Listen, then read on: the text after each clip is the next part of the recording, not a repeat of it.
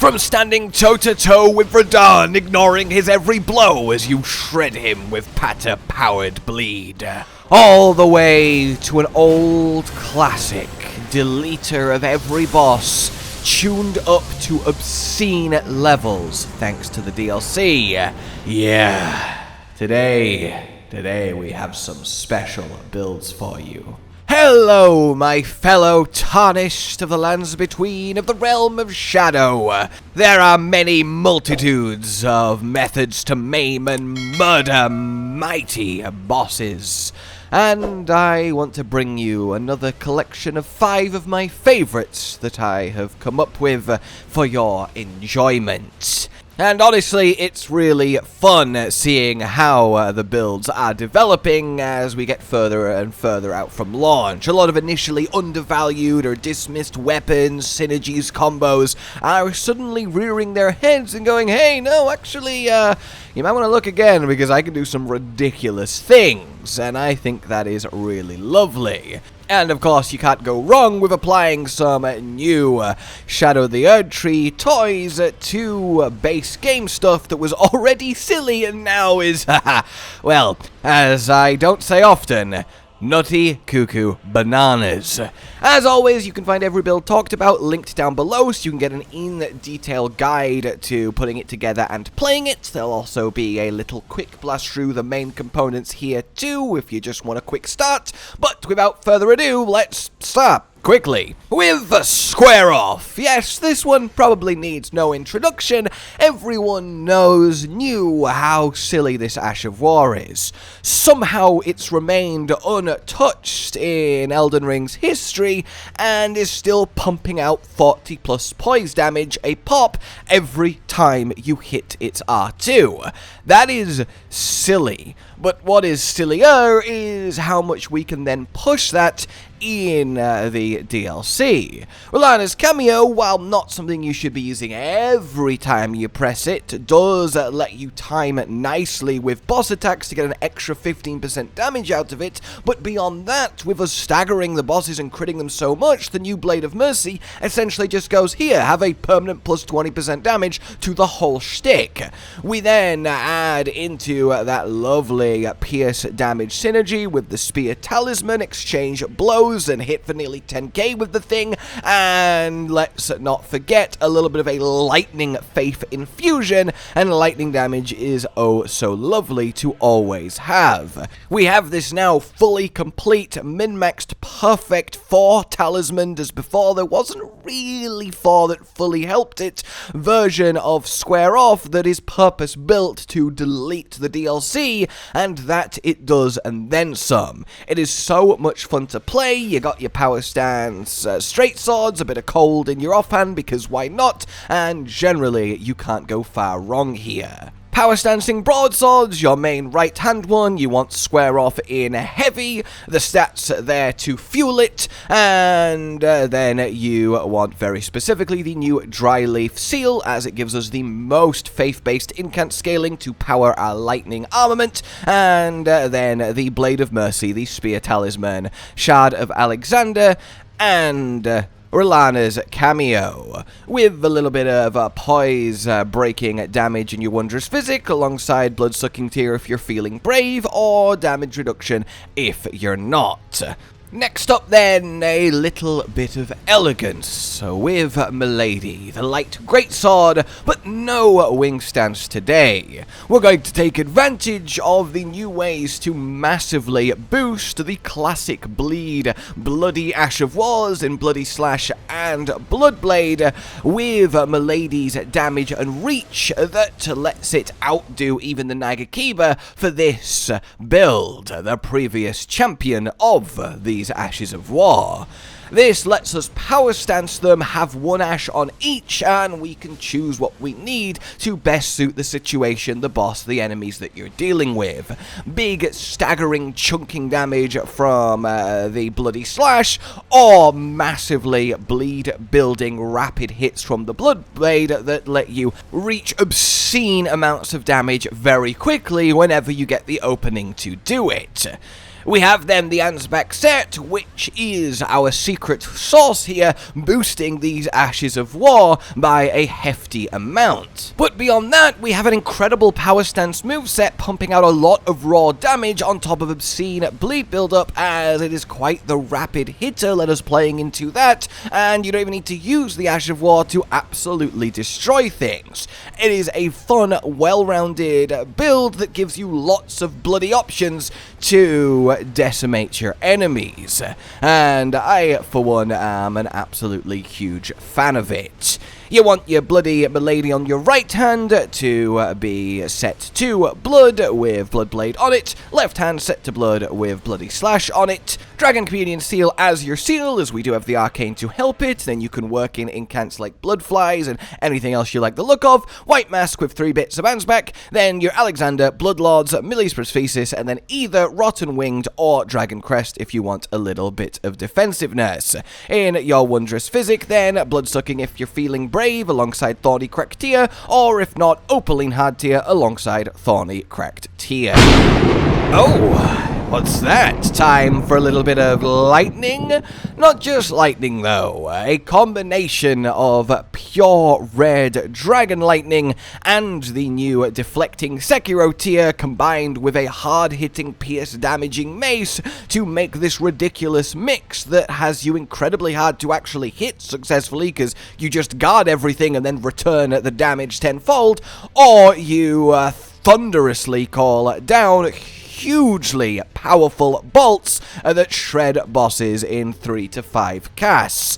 This is the Flowerstone Gavel pushed to its maximum, and it makes for an incredible setup. The Gavel itself is weird that it has arcane scaling, so you can't really necessarily smoothly work it into a more normally lightning-y, faithfy build. That said, you can use it as literally your weapon, because surprisingly, it hits hard. It hits hard because it's pierce damage, which lets you work with the Spear Talisman, and then when we add in the deflecting hard tier, using it to block and then guard counter, we do some serious chunking of health. But then whenever you get an opening, that charged Ash of War, hitting hard on its own, but then reducing the lightning resistance of the target, so it starts hitting even harder, you just have this really lovely combination of melee and range that lets you handle any given situation while being very fun to play with a really high skill ceiling if you want to push it and really min-max your timings on what to do when. Hell, using the Sekiro guard tier to then create an opening for the lightning as opposed to choosing to use the guard counter is also entirely viable and really lovely. We work in the expected boost for both of them, and then we just have this lovely multifaceted experience for you. Get your Flowerstone Gavel in one hand, your Dragon Communion Seal is the most effective one with your stats in the other, and talking of stats, there they are for you. Full Rakshasa is your min-max, but feel free to fashion. Then Alexander's, Godfrey's, and the Spear Talisman, and then depending on the fight, you want Lightning Scorpion if you're going to Ash of War most, or you want the Guard Counter Talisman if you're going to Guard Counter most. In your Wondrous Physic, you want your Deflecting Hard tier, and your Lightning Shrouding tier. Next up then is a sleeper hit weapon of the DLC, at least for me, it is Patter, and there is some serious power in these blades. Imagine having a weapon that attacks as fast as a fist weapon, because, you know, it is one, but with the range of straight swords and pierce damage. That is a recipe for ludicrousness, and that's exactly what this produces. You're seeing it now with the Radahn fight, but you combine this with Endure so that you can attack the boss while it's attacking you to take advantage of that pierce counter-attacking, and suddenly you can literally just toe-to-toe ignore hits and ruin anything that stands before you. You've got rapid hits from your Rotten and your wondrous physic building AR. You've got bleed and all of the damage gain from that proccing, pumping out as it's, you know, a fast-hitting fist weapon. You've got so much raw damage, you've got so much damage reduction. It's just unbelievable the recipe for success this weapon's existence has given us. There is so many ways to pump it, and I have done all of them in this beautiful package that genuinely, at least for me, is probably one of my top 3 overall most proud builds of Shadow of the Erdtree that I have come up with. I think it is just excellent, and I really recommend it. You have this lovely balance of, do I flask while injured? Do I attack while injured? Can I actually get a few attacks in while not injured? And these little decisions that you make as you go mano a mano with the boss just make it so satisfying. You can brain off and just spam attacks while injured, or if you really get into it, get the layers of the build, you can make every boss look pathetic as it can't do a thing to you while you're melting it.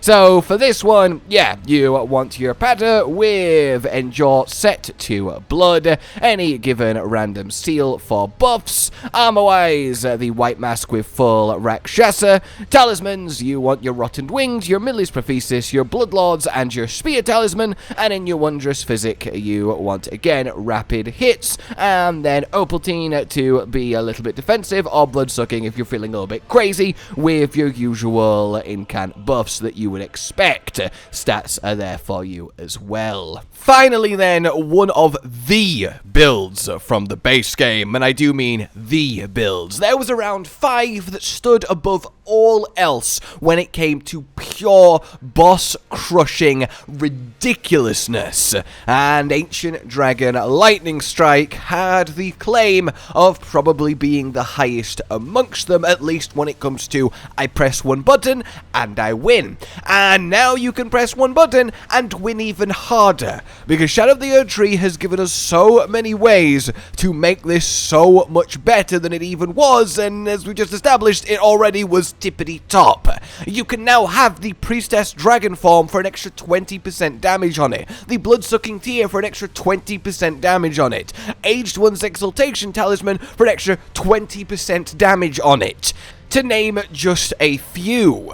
The deadly Perfume Poison Bottle lets you activate Poison Exaltation, and the Poisoned Hand with the ease that we've never had before. Yes, the Madding Hand's getting involved too, and the 2 hands together is another 15%, and essentially we can just go, I mean, crazy. We're like just absolutely insane with this. We can pump it to no end of damage, to the point where, yeah, you walk through the fog gate, you cast it once, and you do 50,000 damage in one shot to the boss.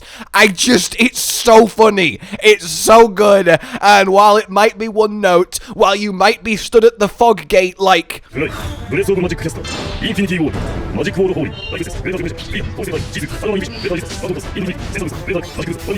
you can't argue with the pure joy of pressing one button and seeing, well, what it does to every boss.